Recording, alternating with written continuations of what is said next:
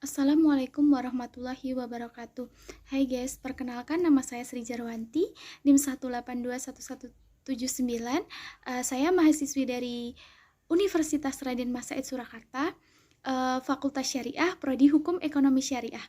Di sini saya akan mereview buku yang berjudul mengenai aspek-aspek hukum perdata internasional dalam kepailitan yang dikarang oleh Mutiara Hikmah. Berikut bukunya. Nah, dalam buku ini dibagi menjadi 6 bab. Yang pertama adalah bab 1. Bab 1 yaitu yang membahas tentang kepailitan.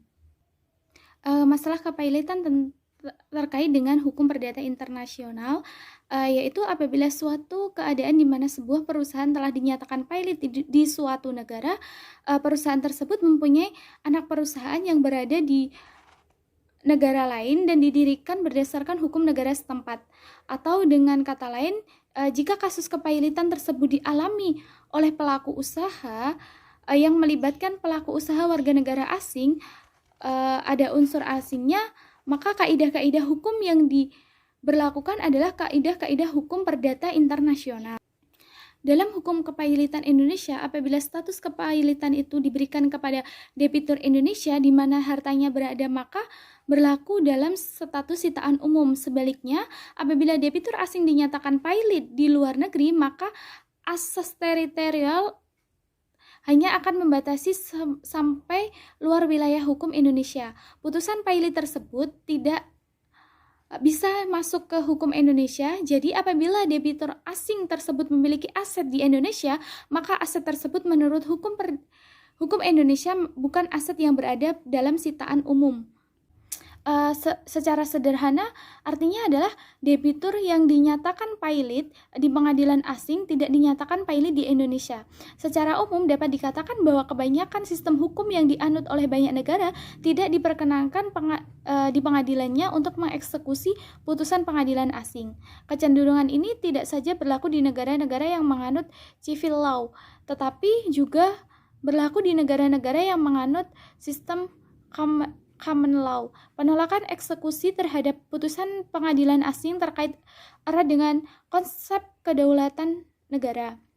Kemudian, dalam hal terjadinya kasus kepailitan yang bersifat lintas batas, maka Indonesia dapat mengacu pada ketentuan hukum tentang kepailitan dalam kaitannya dengan hukum perdata internasional yang ada di negara Filipina, Malaysia, dan Singapura sebagai negara tetangga dan sesama anggota ASEAN yang telah mempunyai peraturan mengenai hal tersebut dengan sistem perekonomian yang telah berkembang bila dibandingkan dengan negara tetangga lainnya. Dalam Undang-Undang Kepailitan Filipina diatur dalam salah satu pasalnya yang memberikan kemungkinan bagi hakim negara tersebut untuk memberikan pertimbangan layak untuk segera diimplementasikan di wilayah hukum di negaranya.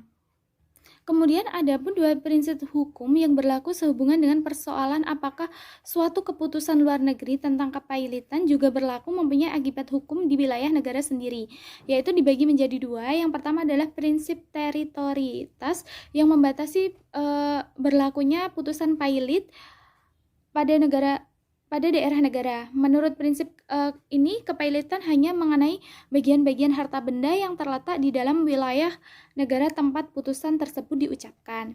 Yang kedua adalah prinsip universalitas, yaitu menganggap suatu putusan pada berlaku di seluruh dunia. Menurut prinsip ini, suatu keputusan kepailitan yang diucapkan di suatu negara itu mempunyai akibat hukum di mana yang dinyatakan pailit mempunyai harta benda. Sedangkan menurut sistem hukum perdata internasional Belanda untuk masalah kepailitan dipakai prinsip teritorialitas. Pada pokoknya suatu keputusan yang diucapkan di luar negeri tidak mempunyai akibat hukum di dalam negeri. Pada tahun 1924, seorang yang telah dinyatakan pailit di Prancis telah dinyatakan pailit sekali lagi di Nederland. Putusan pailit luar negeri ini bisa mempunyai akibat di Nederland apabila ada perubahan dalam hal status personalitas. Kemudian bab 2 yang membahas mengenai pengertian dan prinsip-prinsip umum hukum kepailitan, yaitu pada zaman Romawi apabila seorang debitur tidak dapat melunasi hutangnya, maka pribadi debitur secara fisik harus bertanggung jawab. Pada abad kelima sebelum Masehi apabila seorang tidak dapat melunasi hutangnya, maka kreditur berhak untuk menjual debitur sebagai budak. Hasil penjualan debitur sebagai budak tersebut merupakan sumber pelunasan bagi utangnya kepada kreditur. Namun sebelum kreditur dapat menjual debitur sebagai budak, kreditur harus memberikan waktu selama 60 hari kepada debitur untuk mengupayakan pelunasan utangnya. Kemudian mendekati pada abad ke-2 Masehi, perbudakan debitur itu telah dihapuskan oleh kerajaan Romawi. Karena hukum penjara terhadap debitur itu maka harus berlangsung, tetapi kreditur tidak boleh memanfaatkan debitur yang dipenjarakan sebagai pelayan. Debitur hanya dapat ditahan sebagai jaminan utang sebagai ada teman atau keluarga debitur melunasi utangnya. Dalam sistem hukum Indonesia itu yang diambil dari hukum Belanda, lembaga penahanan debitur sebagai jaminan utang dikenal sebagai lembaga penyanderaan. Dalam perkembangannya, eksekusi sehubungan dengan cedera janji, debitur terhadap pembayaran utangnya bukan lagi dilakukan terhadap jasmani debitur, tetapi terhadap sumber kekayaan debitur. Penjual harta debitur itu dapat dipakai sebagai sumber pelunasan bagi utang-utangnya kepada debitur kepada para kreditur.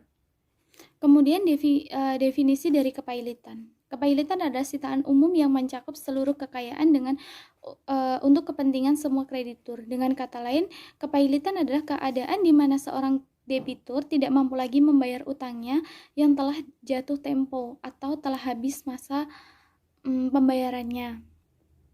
Kemudian tujuan untuk kepailitan itu adalah pembagian kekayaan kreditur oleh koruptor kepada semua debitur dengan memperhatikan hak-hak mereka masing-masing melalui sitaan umum tersebut dihindari dan diakhiri sitaan dan dieksekusi oleh para kreditur secara bersama-sama sesuai dengan asas-asas yang sebagaimana telah ditetapkan pada pasal 1132 KUH Perdata.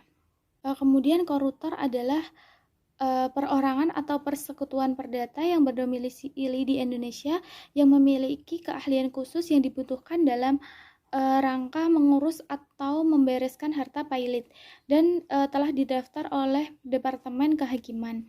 Nah, koruptor tersebut itu diangkat oleh pengadilan niaga atas permohonan debitur atau kreditur. Akan tetapi apabila kreditur atau debitur mengajukan permohonan pengangkatan koruptor, kemudian langsung saja bab 3 yang membahas mengenai perbandingan Undang-Undang Kepailitan nomor 4 tahun 1998 dengan Undang-Undang nomor 37 tahun 2004. Dalam Undang-Undang Kepailitan tahun 1998 direvisi kembali dalam Undang-Undang Kepailitan nomor 2004, yaitu tentang Pasal 2 ayat 1 Undang-Undang Kepailitan tahun 2024, debitur yang mempunyai 2 atau lebih kreditur dan tidak membayar lunas sedikitpun satu utang yang telah jatuh tempo dan dapat dinyatakan pailit dengan putusan pengadilan, baik atas permohonan sendiri ataupun atas permohonan satu atau lebih dari krediturnya. Kemudian menurut pasal 2 ayat 1 Undang-Undang Kepailitan nomor 2004, salah satu syarat yang harus dipenuhi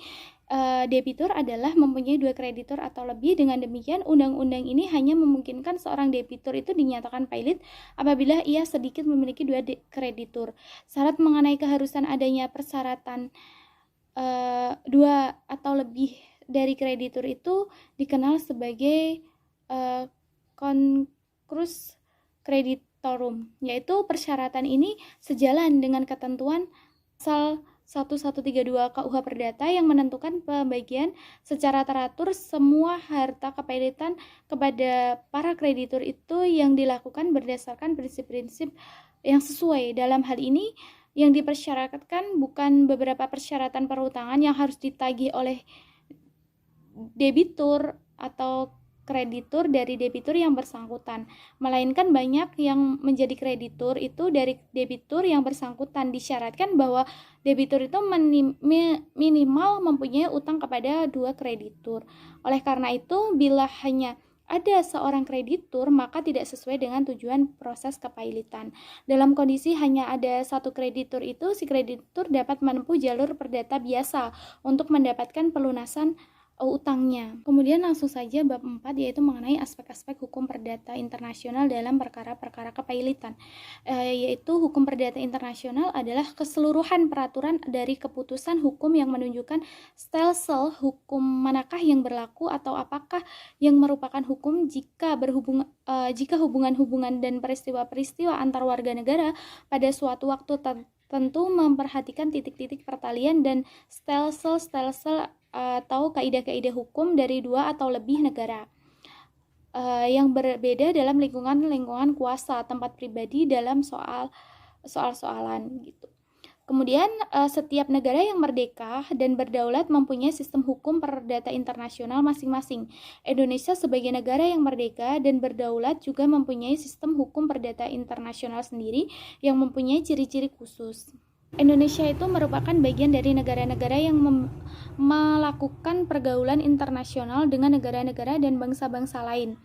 Soalnya yang terjadi mengatur hubungan-hubungan hukum antara orang-orang yang tunduk di bawah hukum yang berbeda karena keturunan mereka.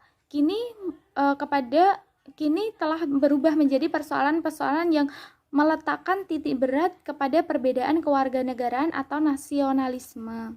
Mengenai masalah-masalah titik pertalian merupakan suatu bagian yang penting dalam mempelajari hukum perdata internasional. Oleh karena titik-titik pertalian inilah yang pertama-tama memberikan petunjuk bahwa kita menghadapi suatu masalah hukum perdata internasional. Titik pertalian macam ini dinamakan titik pertalian primer atau disebut juga dengan titik taut pembeda, yaitu faktor-faktor dan keadaan yang menciptakan atau menerangkan bahwa suatu hubungan hukum menjadi hukum perdata internasional. Yang termasuk titik pertalian primer itu ya kewarganegaraan, bendera kapal, domisili, tempat keadilan, tempat kedudukan, dan pilihan hukum. Dan mengenai persoalan tempat kedudukan badan hukum itu ada 3 teori. Yang pertama adalah teori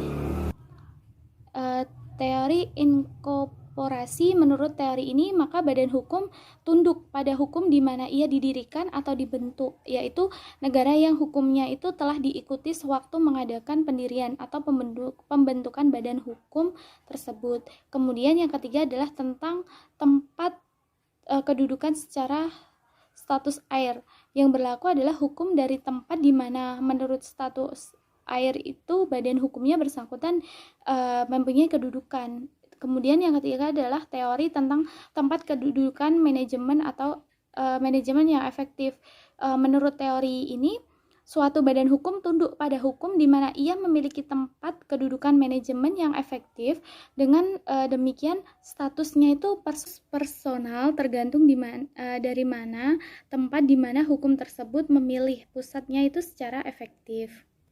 Dalam Undang-Undang Kepailitan 2004 pun juga belum menyentuh aspek hukum perdata internasional, baik dari segi proses beracara, pengajuan bukti-bukti, atau dokumen-dokumen dari luar negeri. Secara pengukuran atau pemberlakukan putusan pailit di negara lain atau sebaliknya. Kepailitan ini adalah lintas batas. Kemudian bab 5 ini membahas mengenai perkara-perkara kepailitan dalam segi hukum perdata internasional, yaitu dalam bab ini tuh membahas mengenai perkara-perkara kepailitan sejak sebelum diberlakukan Undang-Undang Nomor 4 Tahun 1998 tentang kepailitan. Dalam hal ini untuk perkara kepailitan hukum yang dipakai adalah peraturan hukum kepailitan. Kasus setelah berlakunya Undang-Undang Nomor 4 Tahun 1998 tentang kepailitan, kasus kepailitan ini di Amerika Serikat. Menurut Martin Wolf, Amerika Serikat itu menganut prinsip teritorialitas dalam hal kepailitan.